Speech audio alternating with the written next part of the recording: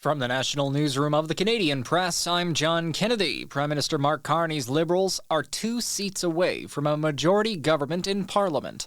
The Liberals now have 170 seats in the House of Commons after a judicial recount left their candidate the winner in a Montreal area riding of Terrebonne by a margin of just 1 vote. Elections Canada confirmed the Bloc Québécois seat count falls to 22.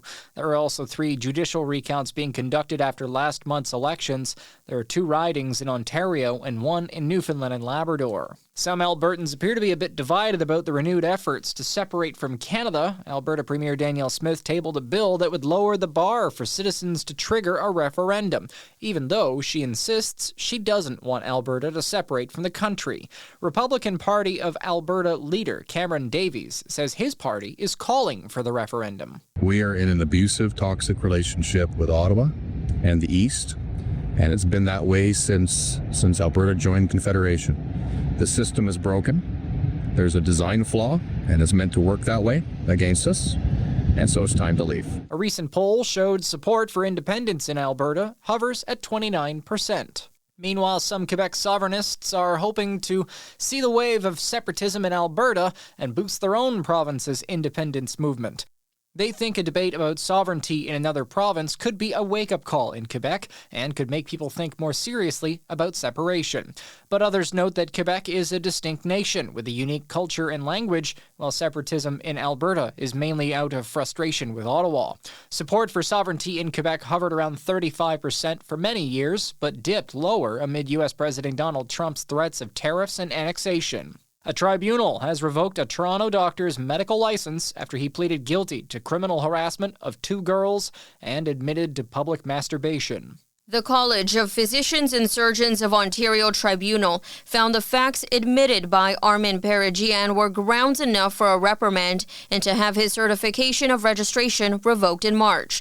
Court documents say the thoracic surgeon pleaded guilty in criminal court to harassing 13 female victims over a 6-month period in the city's Beaches neighborhood starting in November 2020. A dozen of the victims were between ages 10 and 15.